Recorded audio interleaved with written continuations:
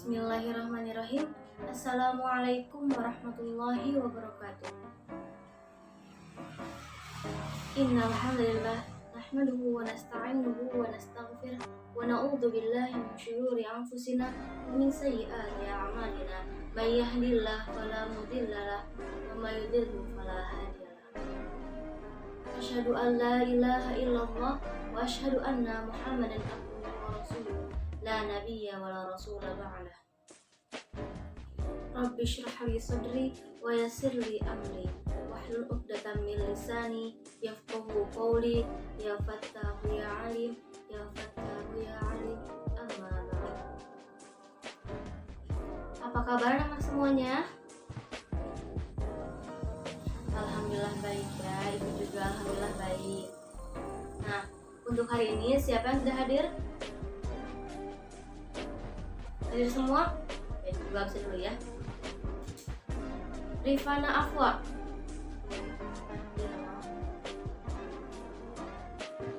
Nadafa.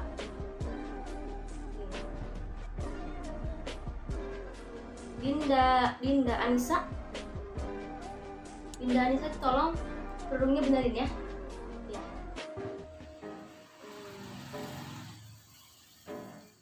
Haikal Fauzul. Hadir semua ya. Alhamdulillahirrahmanirrahim. Nah, kelas ini udah pada berdoa belum? Belum? Silahkan berdoanya ya.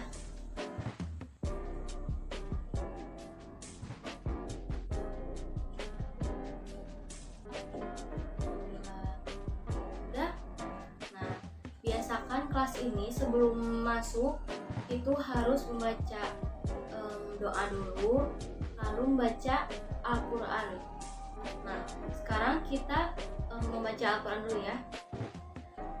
Membaca surat Al-Ahzab saja. A'udzu billahi minasyaitonir rajim. Bismillahirrahmanirrahim. Tabbat yada abi lahabin wa tabb. Ma aghna 'anhu maluhu wa ma kasab. Sayasla naran dzata lahab wa imra'atuhu hammalatal hatab fi jidiha hablum min masad. Shadaqallahul azim. Nah, alhamdulillah. Jadi untuk kedepannya diharapkan semuanya sebelum ibu datang, sebelum guru-guru lain yang datang, kelas ini harus mengharuskan doa terlebih dahulu dan baca Al-Quran dulu ya. Al-Quran surat pendek aja, juz 30 misalkan, seperti itu. Nah, untuk hari ini kita akan belajar mengenai tata krama, sopan santun dan rasa malu. Nah, di sini ibu mau tanya dulu ya. Di sini siapa yang sering berkata kasar? Ya, kepada siapa saja? Kepada orang tua, kepada anak sebaya, kepada orang yang lebih tua, itu juga sama. Tuh. Nah, ibu nanya lagi ya. Ada yang tahu nggak apa sih tata krama itu? Ada yang tahu nggak?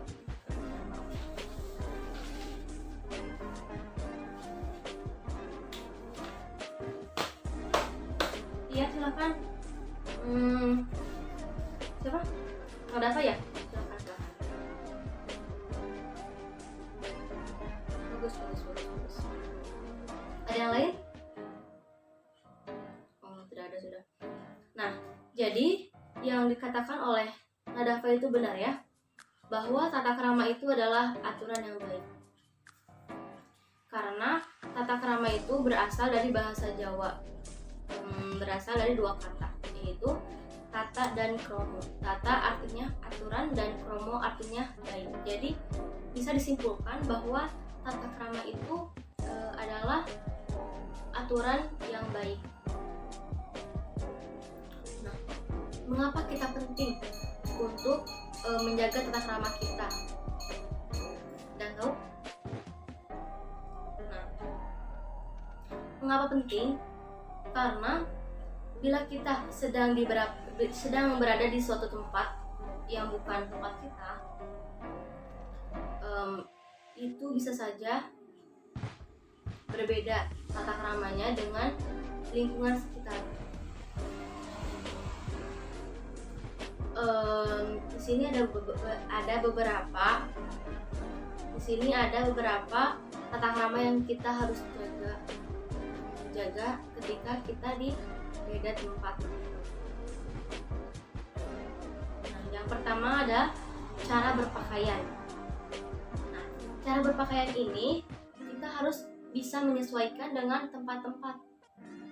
Nah, contohnya saja kita di rumah kita berpakaian memakai celana ketat atau baju ketat atau apa gitu ya.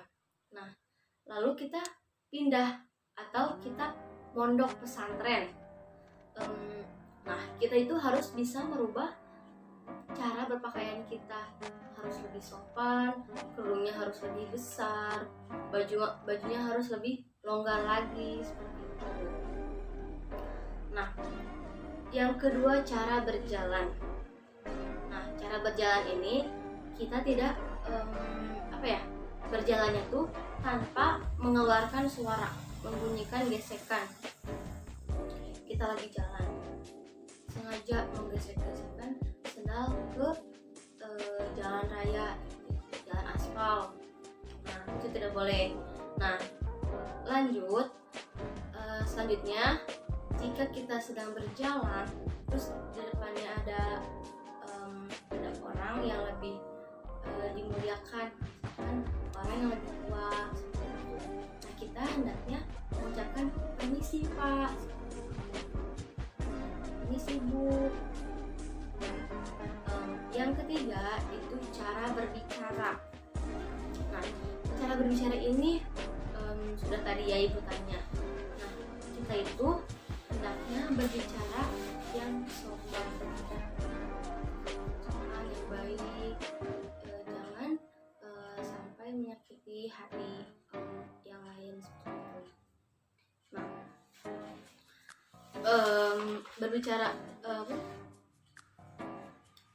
cara berbicara ini harus diterapkan dalam keseharian kita. Semuanya juga harusnya diterapkan di sehari-harian kita. Nah,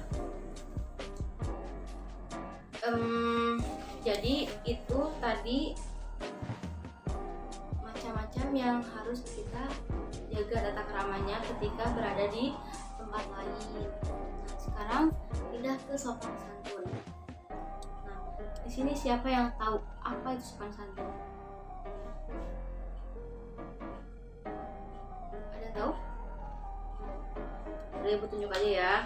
Silakan Dinda. Iya, pasti bisa. Silakan.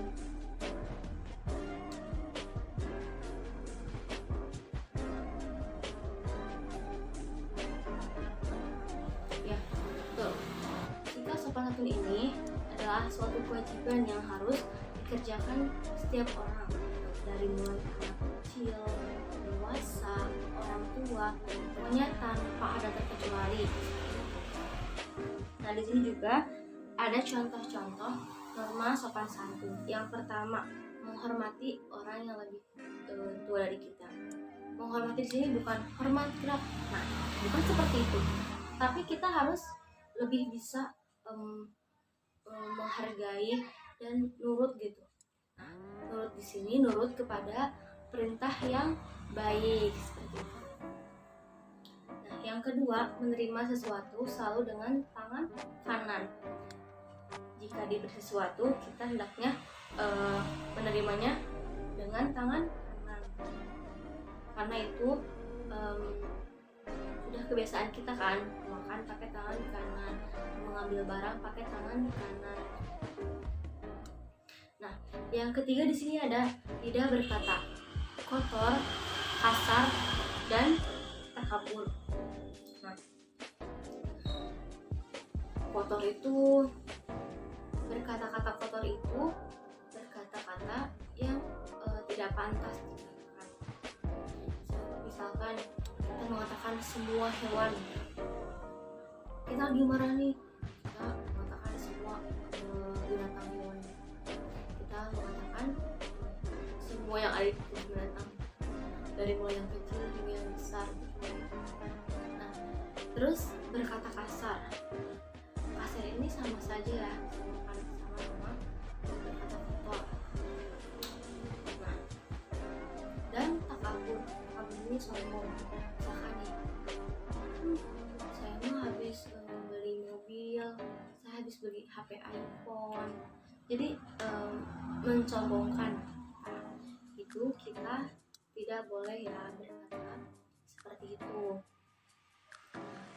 Untuk selanjutnya yang keempat, tidak meludah di sembarang tempat. Nah, ini sangat tidak sopan.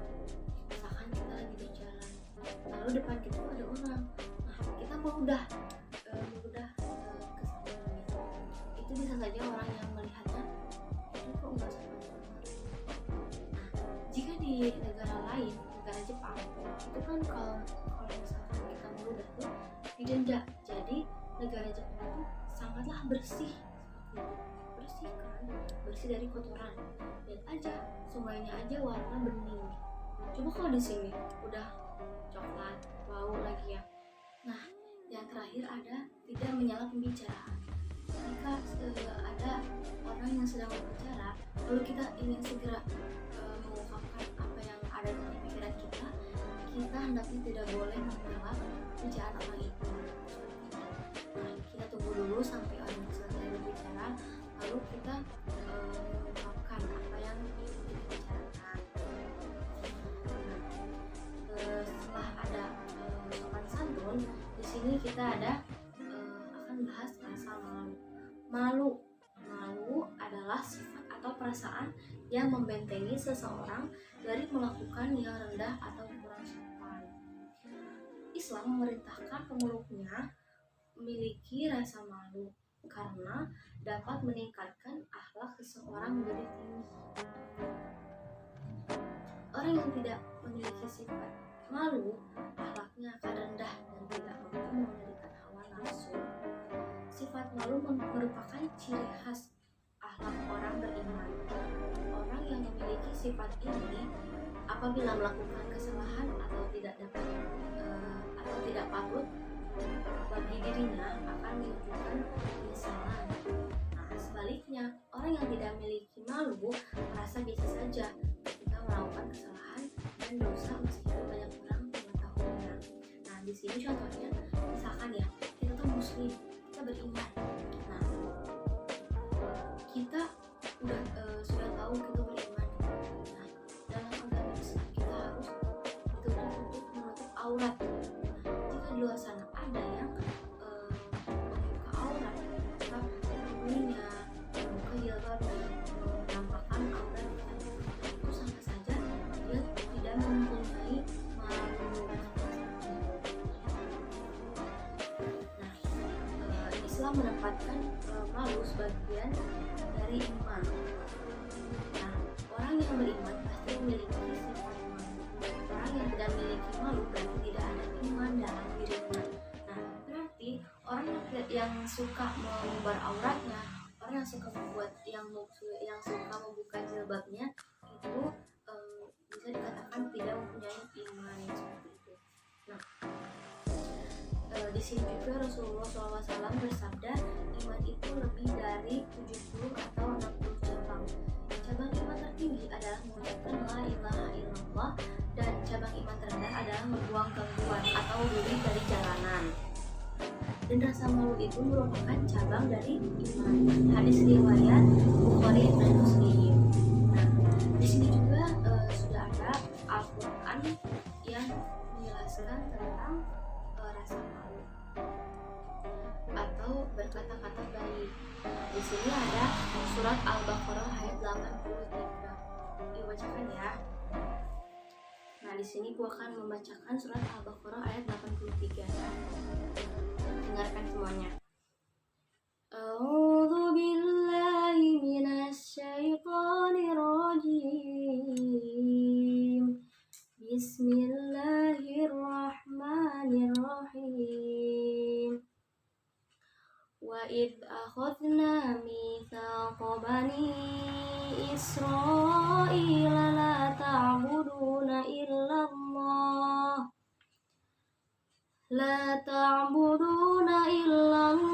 wa bil walidaini ihsana wa dzil qurba wal yatama wal masakin wa qulu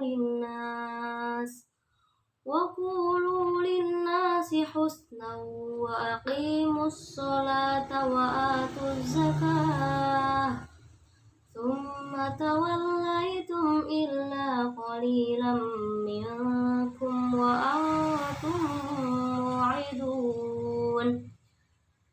Artinya, dan ingatlah ketika kami mengambil janji dari Bani Israel, janganlah kamu menyembah selain Allah, dan berbuat baiklah kepada kedua orang tua, kerabat, anak-anak yatim, dan orang-orang miskin. Dan bertutur katalah yang baik kepada manusia, laksanakan sholat, dan tunaikanlah zakat.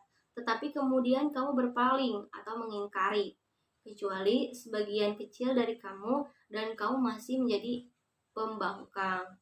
Nah, di sini sudah tercantum ya bahwa kita harus bertutur katalah yang baik kepada manusia. Jadi memang kita dituntut untuk berkata baik, untuk berkata sopan. Nah, selain di surat Al-Baqarah ini, kita di sini ada juga dalil di surat Al-Isra ayat 23 bahwa kita harus menghormati orang tua, kita harus menyayangi orang tua. Nah, dibacakan dulu ya. A'udzu billahi minasy syaithanir rajim. Bismillahirrahmanirrahim.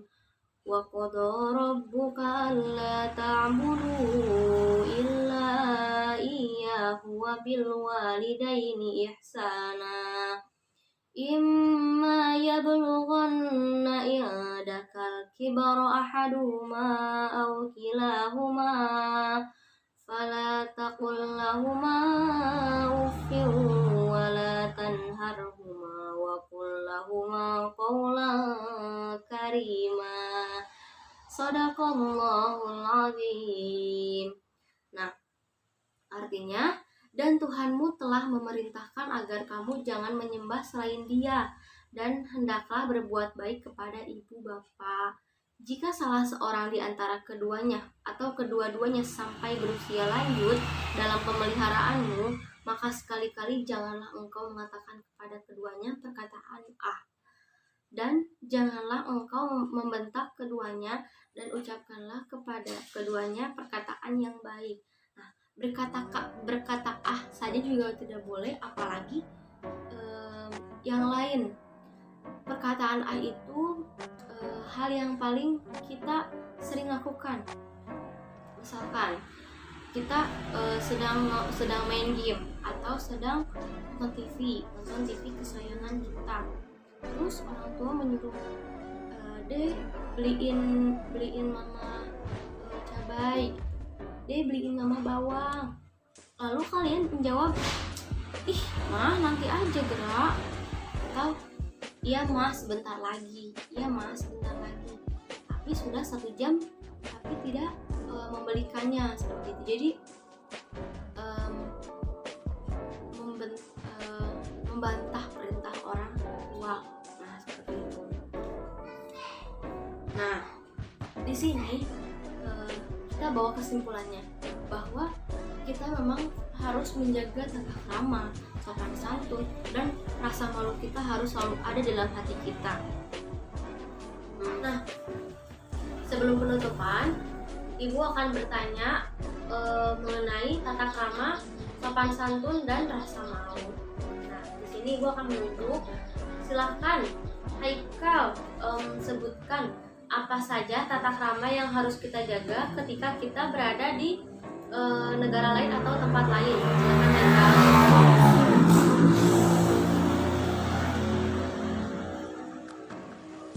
Ya, bagus.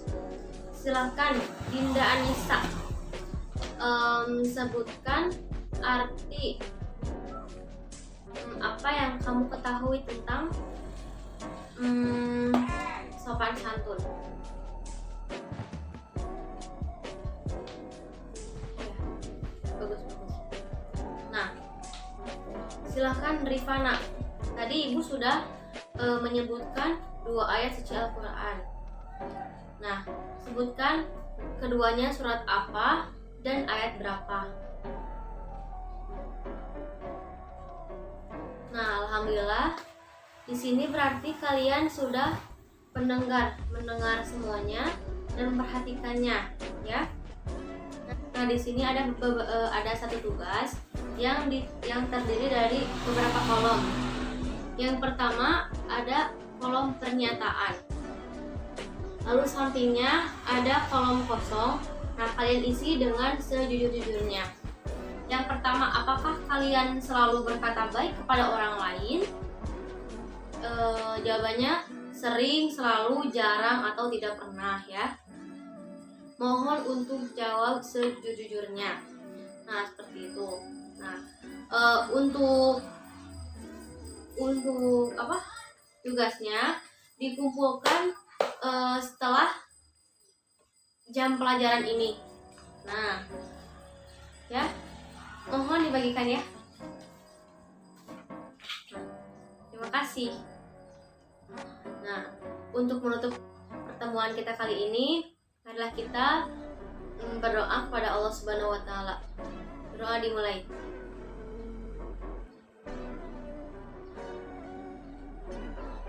Doa selesai.